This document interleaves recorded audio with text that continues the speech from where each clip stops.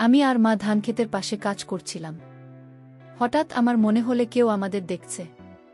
আমি ভয় পেয়ে কাজ বন্ধ করে দিলাম। তখন মা কাতর স্বরে আমাকে বলল, বাবা, আমার তো এখনো হয়নি। আমার শেষ কাজটুকু করে দাও, তোমার পায়ে পড়ি। মার এমন কথায় আমার খুব মায়া হলো, তাই আমি পাগলের মতো তাড়াতাড়ি কাজ শেষ করলাম। বন্ধুরা, আজকে তোমাদের বলল আমার মায়ের সাথে ধানক্ষেতে কিভাবে কাজ করলাম সেই সত্যি ঘটনা। গল্পটি শেষ পর্যন্ত শুনলে তোমাদের পানি ধরে রাখতে পারবে না। আমার নাম রাসুল। আমরা মধ্যপ্রদেশের ইন্দোরের কাছাকাছি একটি গ্রামে বসবাস করি। আমার বাবা রঘুনাথ অনেক দিন হল বিদেশে গেছেন। ভাগ্য পরিবর্তনের আশায় তিনি আমাদের বলেছিলেন প্রত্যেক বছর 2 মাসের জন্য ছুটি নিয়ে বাড়িতে আসবেন। কিন্তু এখন তিনি আমাদের বলেছেন যে আগামী 5 বছরের জন্য বাড়ি ফিরতে পারবেন না, কারণ স্থায়ীভাবে ভিসা পাওয়ার জন্য বিদেশে 5 বছর তাকে টানা থাকতে হবে। এটা আমার এবং আমার মায়ের জন্য একটি মর্মান্তিক খবর ছিল, কারণ এর অর্থ হলো এখনও আরও 4 বছর আমরা বাবার সাথে দেখা করতে পারব না। গল্প শুরু করার আগে আপনাদের আমার পরিবারের সাথে পরিচয় করিয়ে দেই।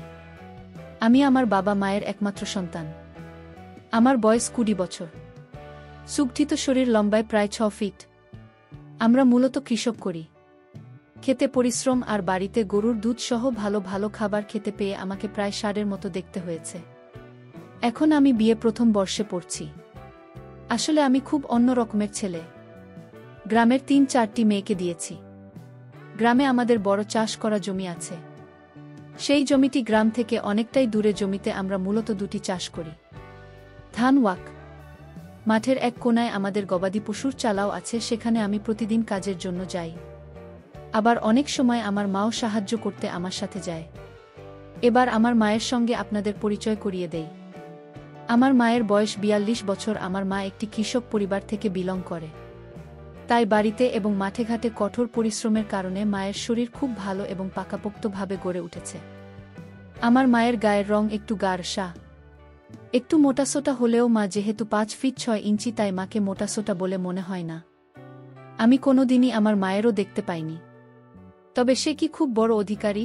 আমি আগেই বলেছি যে সে একটু গোলগাল প্রকৃতির, মানে মোটাসোটা। সুতরাং মায়ের খুব বড় আকারের। হাঁটার সময় মায়ের শাড়ির মধ্যে ঝাঁকুনি দেয়। কি যে দারুণ দৃশ্য তা বলে বোঝানো যায় না। আমার মা বাড়ির বাইরে ভেতরে সব সময় শাড়ি পরে থাকেন। গরমকালে তিনি বাড়িতে শাড়ি পরা বাদ দিয়ে শুধুমাত্র 2 জোড়া পরে থাকেন। এর ফলে মায়েরা আরও বড় মনে হয়। এবং কাজের সময় মা যখন নিচু হয়ে কাজ করে তখন মায়ের বড় উল্টানো হাড়ির মতো করে বেরিয়ে আসতে চায়। আমার মনে হয় গরমকালে মা নিচে পড়ে না, তাই আমি কোনো বাড়ি আউটলাইন দেখতে পাইনি। বাড়িতে আমি প্রায় লুকিয়ে লুকিয়ে আর চোখের মধ্যে লুকিয়ে থাকা মায়ের দেখতাম। আমি জানি না এসব লুকিয়ে দেখা কাণ্ডগুলো টের পেয়েছে কিনা, কারণ কখনোই আমি মায়ের দিক থেকে এমন কোনো ইঙ্গিত পাইনি যে মা বুঝতে পেরেছে যে মায়ের তাকে চোখ দিয়ে গিলে খায়। আমার বাবা বাড়ির বাইরে থেকে আমাকে ঘরের মানুষ কি করে তুলেছে। আমার মা আমাকে বাড়ির বল বলে খেপাত। যখনই আমি কোনো কাজ করতে চাইতাম না তখনই মা বলতো, তুই তো এখন বাড়ির বল, তুই যদি কাজ না করি তাহলে কে করবে শুনি? তোর বাবার কাজগুলো তোকে এখন করতে হবে, তাই না? যেহেতু আমি নিয়মিত কলেজের বান্ধবীদের দিতাম, বরং এটা বললে ভুল হবে না যে আমার অনেক বছরের জন্য বান্ধবীরা আমাকে দিত, তাই আমি কখনোই আমার মায়ের সাথে কিছু করার চেষ্টা করিনি। তবে আমি কেবল তার দেখতাম যা বাড়িতে বিনামূল্যে দেখানো হতো। আমার নিজের মাকে দেওয়ার কোনো ইচ্ছাই ছিল না। আমি আমার মায়ের জীবন সম্পর্কে কিছুই জানি না। তবে আমার মনে হয়েছিল যে তিনি অবশ্যই তার নিজের রুমে নিচের ইচ্ছা পূরণ করেন, কারণ আমার বাবার বিদেশ যাওয়া প্রায় 1 বছর হতে চল। আর মা অবশ্যই সত্যিকারের খাবার জন্য ক্ষুধার্ত হয়ে আছে। আর বাবা যে আরও 4 বছর বাড়ি আসবেন না, এই খবরটা ছিল মায়ের জন্য আরও মর্মান্তিক। আর আমার মা ও শারীরিকভাবে খুব ফিট এবং সুন্দর মহিলা ছিলেন, তাই আমার জানা ছিল না তিনি কিভাবে তার এই জীবন পরিচালনা করতে সক্ষম হবেন। যেদিন থেকে বাবার বাড়িতে না আসার খবরটা আসে ঠিক সেই দিন থেকেই আমি খেয়াল করি মা যেন কেমন হতে শুরু করে অন্যমনস্ক থাকেন। এমন অনেকবারও হয়েছে যে তার শোবার ঘর থেকে ওই আওয়াজ শুনতে পেয়েছি। মাকে নিজের ইচ্ছা পূরণ করছেন তা আমি বুঝতে পারতাম, কিন্তু আমার শুধুমাত্র শোনা ছাড়া কিছু করার ছিল না। গরমের দিনগুলিতে খুব গরম পড়ত, তাই বাড়িতে আমি কেবল একটা লুঙ্গি পরতাম, আর মা কেবল জোড়া টুপি পরত। অনেক সময় আমি লক্ষ্য করেছি মা আমার নিচের দিকে তাকিয়ে থাকেন। অবশ্যই সেই তাকানোটা কোনো ছেলের প্রতি কোনো মানে হয় না। সেটা এক পুরুষের ইচ্ছা থেকে বঞ্চিত মহিলা। মাঝে মাঝে মা আমাকে উত্ত্যক্ত করত, এই বলে যে যেহেতু বাবা বাড়িতে নেই তাই বাড়ির পুরুষ বলতে এখন আমি, তাই আমার বাবার মতো বাড়ির লোকের সমস্ত দায়িত্ব পালন করা উচিত। বুঝতে পারতাম যে মা একটি স্পষ্ট বার্তা দিচ্ছেন। তখন আমার ভেতরে এক অজানা শিহরণ খেলে যেত। এমন সময়ে রসিকতা করে আমি বলতাম যে সে বাড়ির মহিলা, তাই তার সমস্ত দায়িত্ব পালন করা উচিত। এই ধরনের কথার উত্তরে মা বলতো, তুই যদি তোর দায়িত্ব পালন করিস তাহলে আমি আমার দায়িত্ব পালন করতে প্রস্তুত। এরকম থাকতে তামাশা আমাদের মা ছেলের মধ্যে প্রায়ই হতো, কিন্তু কখনোই আমরা আমাদের সীমা অতিক্রম করিনি। বাড়ির কাজ করার সময় মা অত্যন্ত গেমে যেতেন, ফলে মায়ের সামনে উপর ভাসমান হতো। তখন মায়ের স্পষ্ট বোঝা যেত। যেহেতু মা বাড়িতে কখনোই জোড়া টুপি পারে না, তাই মায়ের আমার চোখে ধরা পড়ত। অনেক সময় আমি যখন মায়ের দিকে কামুক চোখে তাকাতাম তখন লক্ষ্য করতাম মা আমার দিকে তাকাত। ওই তো মা বুঝতে পারত যে আমি আমার চোখ দিয়ে মাকে গিলে খাচ্ছি, কিন্তু মা কখনোই আমাকে এর জন্য বকা দেননি। মা এমন ভাব করত যেন আমি যে মায়ের দিকে তাকিয়ে আছি মা সেটা টের পাইনি। আবার কখনো কখনো আমি যখন সকালে উঠে আসি করতে যেতাম তখন আমার সোজা হয়ে আকাশের দিকে তাকিয়ে থাকত। তখন মা ও আমার দিকে তাকাত, আমি এমন ভাব করতাম যেন আমি লক্ষ্যই করিনি যে মা আমার দিকে তাকিয়ে আছে। আমি আরও বেশি বেশি করে মাকে দেখতাম। একদিন আকাশ মেঘাচ্ছন্ন ছিল। আমরা মা ছেলে মিলে জমিতে গিয়ে ধান লাগিয়েছিলাম। তারপর জমিতে জল ভরে চার ধরে মাটি দিয়ে বাদ দিয়েছিলাম। মা আমাকে মাঠে গিয়ে দেখে আসতে বলল যে জমিতে জল ঠিকঠাক আছে কিনা এবং জল আটকাবার জন্য যে বাদ দিয়েছিলাম সেগুলো ঠিক আছে নাকি ভেঙে গেছে। কারণ যদি জল বেরিয়ে যায় তাহলে আমাদের আবার নতুন করে জমিগুলোতে ধান লাগাতে হবে এবং এর জন্য অনেক টাকা খরচ হবে। আমার একদমই যাওয়ার ইচ্ছে ছিল না। ভাবলাম কম্পিউটারে ভিডিও দেখে নিচের কাজ করব। তাই আমি মাকে বললাম আজকে না গেলে হতো না। মা বলল না, আজকে যেতে হবে বলে আমাকে জোর দিতে লাগল। আমি আবার অনিচ্ছা জানালে মা বলল, একা যেতে না চাইলে চল, আমিও যাচ্ছি তোর সাথে। বাড়ির কাজ কাম তো হয়ে গেছে, নেনে রেডি। কি আর করা, মায়ের উপর জোর করে কোনো লাভ নেই। তার থেকে বড় কথা আমার মনে আসলো যে মা আর আমি ওই নির্জন মাঠে একা থাকব। অনেকটা সময়ও কাটানো যাবে আমার সাথে, আর মায়ের ওই দেখেই দিন পার হয়ে যাবে। কথাগুলো মনে আসতেই মনে মনে খুব আনন্দ পেলাম, কিন্তু মাকে বুঝতে দিলাম না। মুখে এমন একটা ভাব করলাম যে আমার যাওয়ার মন একদমই নেই। আমি বললাম, ঠিক আছে, তুমি যখন বলছো তবে চলো বলে আমি একটা লুঙ্গি ও টি শার্ট পরে আমার মা দেখলাম একটা স্বাভাবিক ঘরোয়া শাড়ি পরেছেন। যেহেতু আমাদের জমি ছিল বাড়িও গ্রাম থেকে অনেকটা দূরে, তাই সেখানে পৌঁছতে আমাদের প্রায় আধ ঘন্টা সময় লাগল। রাস্তায় আমরা মা ছেলে স্বাভাবিক কথাই বলছিলাম। আমরা যখন ধান খেতে পৌঁছলাম তখন আকাশ সম্পূর্ণ মেঘে ঢাকা ছিল। মনে হচ্ছিল যে কোনো সময় বৃষ্টি শুরু হবে। তবে চিন্তার বিষয় ছিল যে বৃষ্টি থেকে বাঁচার জন্য আমাদের কাছে কোনো ছাতা ছিল না। একমাত্র উপলব্ধ আশ্রয়স্থান ছিল আমাদের গরুর ঘর, কিন্তু সেটাও মাঠের অন্য দিকে অনেকটা দূরে ছিল। আমি মনে মনে এসব কথাই ভাবছি। হঠাৎ বৃষ্টি শুরু হয়ে গেল। মা আমাকে বলল, রাসুল, তুই ওই দিকটা গিয়ে দেখ বাদ ঠিক আছে কি না, আমি এই দিকটা দেখছি বলে মা দেখতে লাগল ভালো করে। আমিও চলে গেলাম মায়ের বিপরীত দিকে এবং দেখতে লাগলাম। দেখতে দেখতে আমি আর মা দুজনে ভিজে গেলাম। দেখলাম এক জায়গা দিয়ে জল বেরিয়ে যাচ্ছে। মা আমাকে সেই ভাঙা জায়গাটাতে কাদামাটি দিতে বলল। আমি সঙ্গে সঙ্গে কিছু কাদা হাতে করে নিয়ে সেখানে দিয়েই, কিন্তু জলের প্রবাহ বেশি থাকায় তার সঙ্গে সঙ্গে ধুয়ে গেল। মা আমাকে জিজ্ঞেস করল, কি হয়েছে? আমি বললাম, মা ধুয়ে গেছে। মা বলল, থামো, আমি আসছি, তুই কিছু কাদে আমাকে বলে মা আমার কাছে আসলো।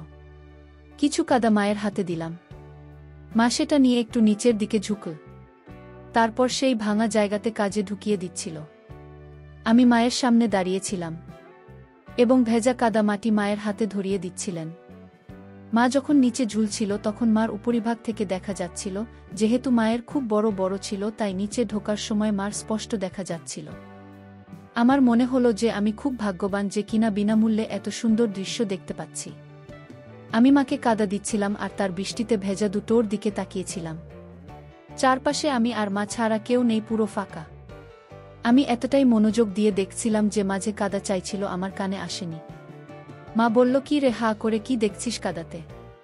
এমনিতেই ভিজে গেছি, ঠান্ডাও লাগছে। দে কাঁদে। আমি তাড়াতাড়ি নিজেকে ঠিক করে মাকে কাঁদা দেই। মা কি বুঝতে পারল যে আমি মাকে দেখছিলাম?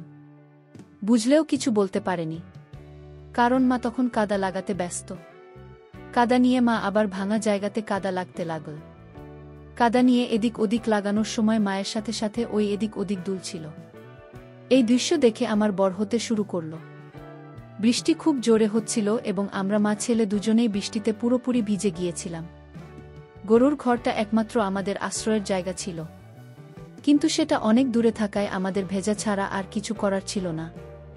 বৃষ্টিতে ভিজে মা সব পুরোপুরি লেপ্টে যায়।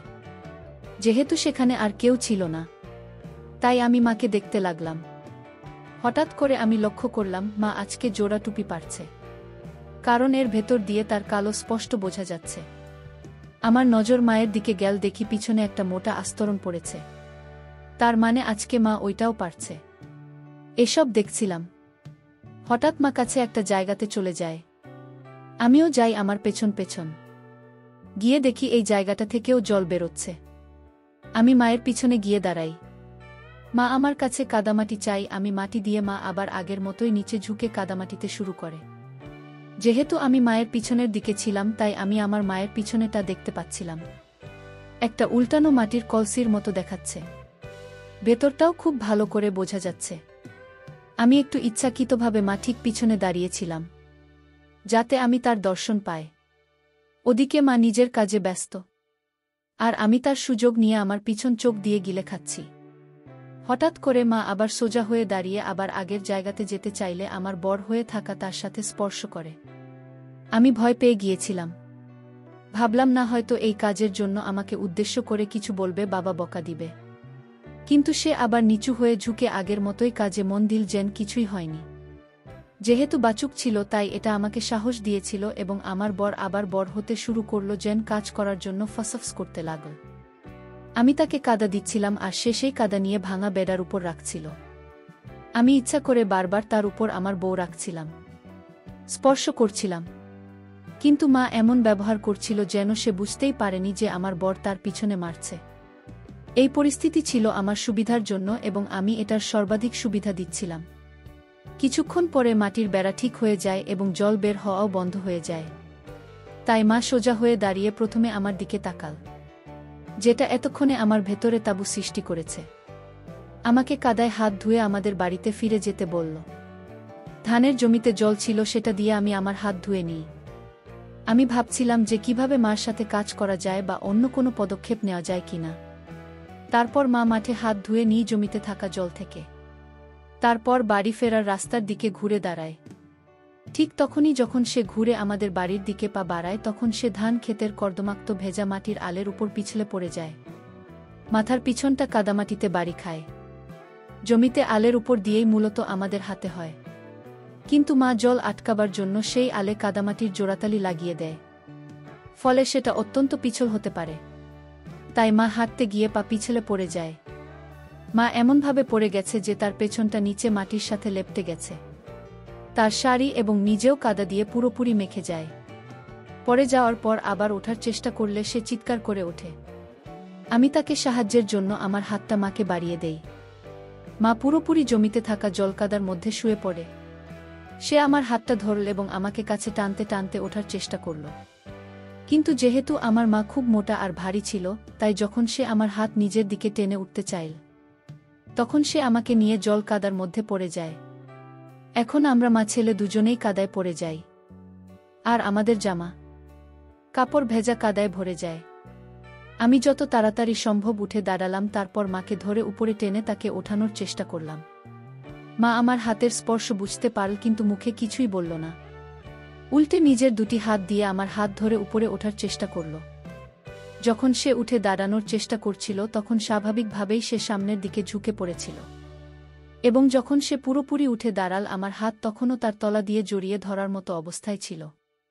তখন আমার বর তার পিছনে স্পর্শ করছিল। আমি ধীরে ধীরে আমার তাকে তার তরমুজের মতো উপর দিতে থাকলাম। এতে তার শাড়ির উপরে থাকা কাদা আমারও লেগে। যেহেতু তার পেছনের সবটুকু কাদায় ভরা ছিল, তাই দাঁড়ানোর ফলে আমার সামনে গোটা শরীর ভেজা কাদায় ভরে যায়। কিন্তু জানি না তখন আমার কি এমন হলো যে আমি আমার হাত দিয়ে মায়ের কাদামাটি ছাড়িয়ে দিতে লাগলাম। সত্যি আমি চেষ্টা করছিলাম মায়ের শাড়ির উপর থেকে কাদা সরিয়ে দেওয়ার। মা বুঝতে পারল যে আমি তার উপর হাত দিচ্ছি, কিন্তু সে আমাকে থামাল না। আসলে আমার নিজেরও মনে হয়েছিল যে আমি খুব জোরে আমার মায়ের হাতে এনেছি। এটা মনে আসতেই আমার আরও বেড়ে যায় এবং আমি খুব জোরালো ভাবে দিতে থাকি।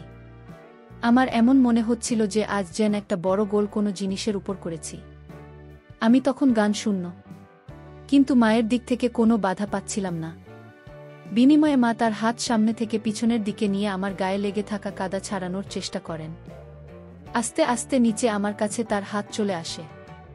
বড় হয়েও উপর থেকে কাদা পরিষ্কার করতে শুরু করে। আমার বড় হয়ে থাকা সত্ত্বেও মা কিছু মনে করেননি, বরং আমার পরিষ্কার করার অজুহাতে শুরু করে। সত্যি আমাদের মনে হচ্ছে আমরা যেন স্বর্গে আছি। ফাঁকা মাঠে আমরা কাদার মধ্যে আমাদের কাজ করছিলাম, কিন্তু খুব স্বাভাবিকভাবেই আমরা এই কাজটা বেশিক্ষণ চালিয়ে যেতে পারিনি। আমাদের দুজনেরই কাপড় কাদায় ভরে গেছিল, আর বৃষ্টিতে ভিজেছিল। তাই আমি মাকে বলি, মা চলো তাড়াতাড়ি বাড়ি যায়, গিয়ে ভিজে কাপড় ছেড়ে শুকনো কাপড় পরে নিতে হবে, নইলে শরীর খারাপ করবে। মা আমার কাদায় মাখা ও দাঁড়িয়ে থাকা এবং নিজের শাড়ির দিকে তাকিয়ে একই অবস্থা দেখে টিটকিরি মেরে বলল, রাস উত্তর অবস্থা দেখত। তোর কি মনে হয় যে আমরা এই অবস্থায় গ্রামের মধ্য দিয়ে বাড়ি যেতে পারব? আমাদের দুজনকে দেখে যে কেউ বুঝতে পারবে যে আমরা কাদায় কুস্তি লড়েছি। তারপর আমি ও আমাদের অবস্থা দেখে বললাম, মা কাছে আমাদের গরুর ঘর আছে, সেখানে চাকরির থাকার জন্য একটি ঘরও আছে।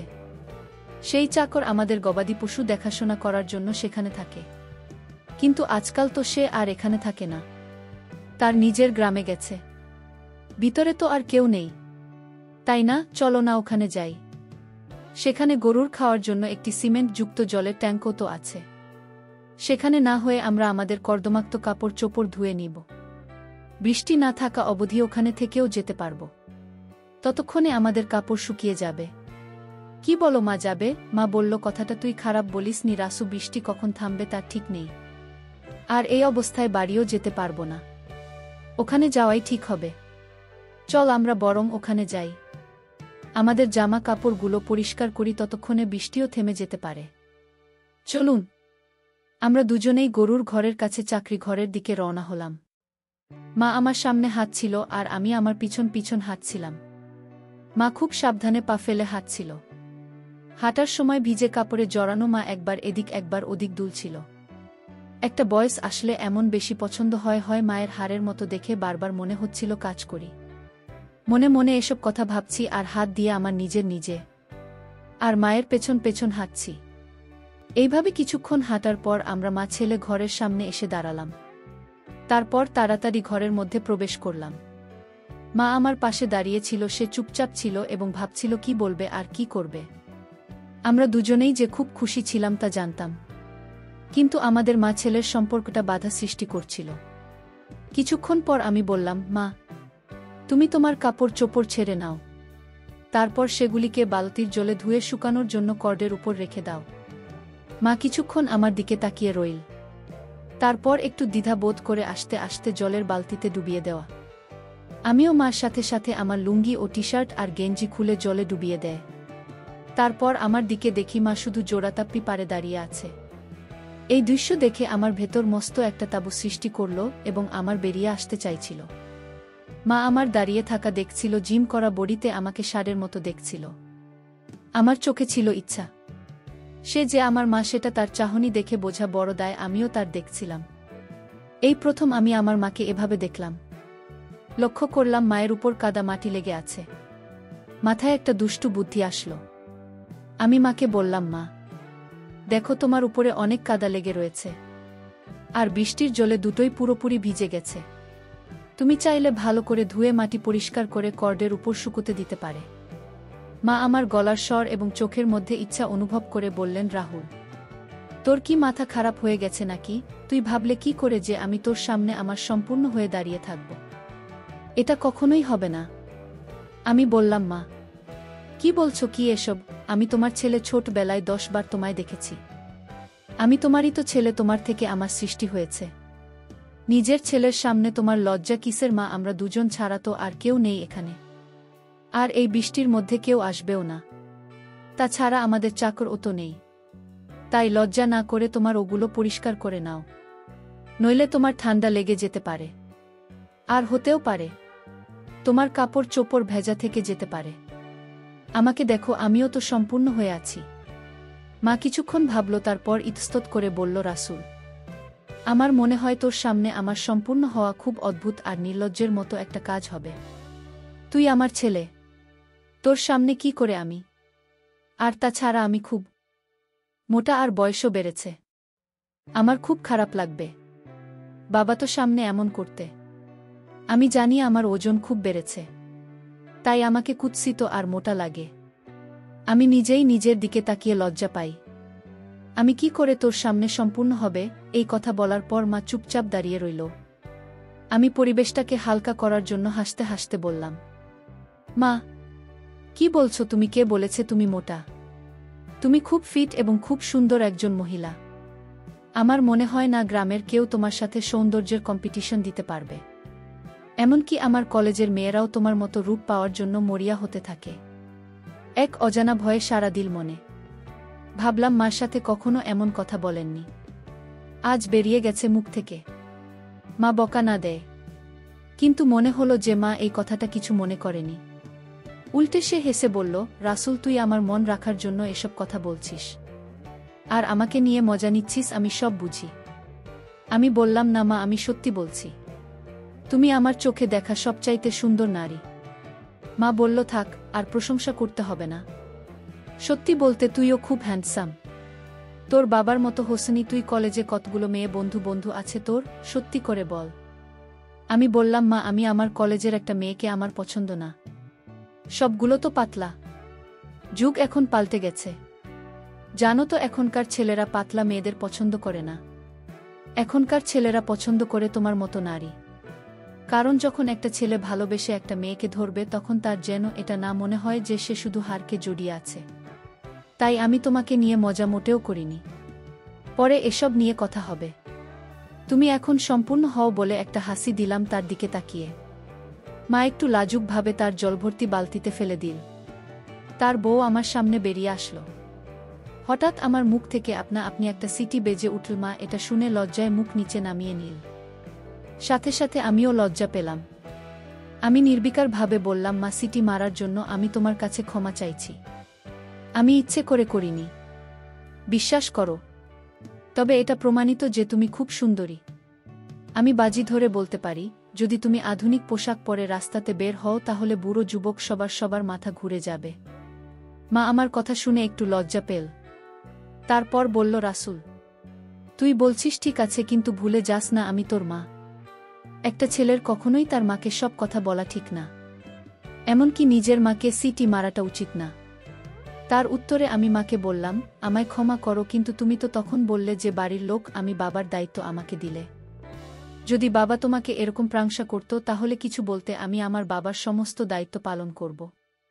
তুমি শুধু এই অধিকারটা আমাকে দাও। মা একটু লাজুক হয়ে থাকতে করে।